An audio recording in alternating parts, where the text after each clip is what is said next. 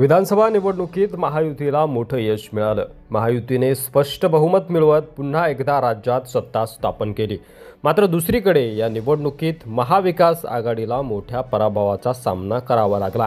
विधानसभा निवडणुकीत झालेल्या पराभवानंतर महाविकास आघाडीचे अनेक नेते आणि पदाधिकारी महायुतीमध्ये प्रवेश करताना दिसत आहेत। शिवसेना आणि भाजपमध्ये जोरदार प्रवेश सुरू आहे। दुसरीकडे राष्ट्रवादी शरद पवार गटाचे प्रदेशाध्यक्ष जयंत पाटील हे देखील भाजपच्या वाटेवर असल्याची चर्चा सुरू आहे। मात्र जयंत पाटील यांनी ही चर्चा फेटाळून लावली आहे। 2 दिवसांपूर्वी जयंत पाटील आणि मध्यरात्री भाजपचे मंत्री चंद्रशेखर बावनकुळे यांची भेट झाली होती।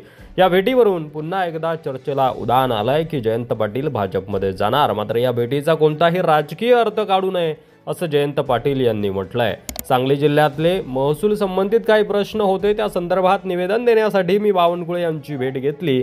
माझ्यासोबत मंत्री राधाकृष्ण विखे पाटील आणि माझा स्टाफ देखील होता।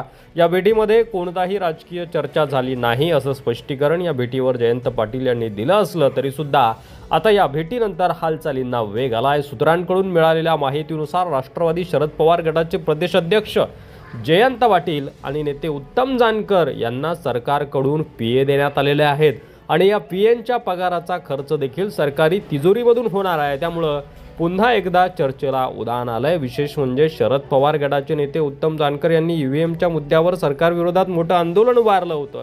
या आंदोलनामुळे सरकारची डोकेदुखी वाढली असताना देखील त्यांना सरकारी पीए देण्यात का आला, त्यामुळे चर्चेला तोंड फुटलंय की दोन्ही नेते भाजपमध्ये जाण्याची शक्यता आहे। उत्तम जानकर यांनी ईव्हीएमवर शंका उपस्थित करत यापूर्वी आंदोलनाचा इशारा दिला होता। निवडणुका बॅलेट पेपरवर व्हाव्यात अशी त्यांची भूमिका होती आणि जयंत पाटील हे राष्ट्रवादी शरद पवार गटातील आता एकमेव शिल्लक राहिलेले दिग्गज नेते आहेत। त्यामुळे हे दोन नेते जर भाजपच्या गळाला लागले तर राष्ट्रवादी शरद पवार गटाला मोठं खिंडार पडेल असं मानलं जात आहे।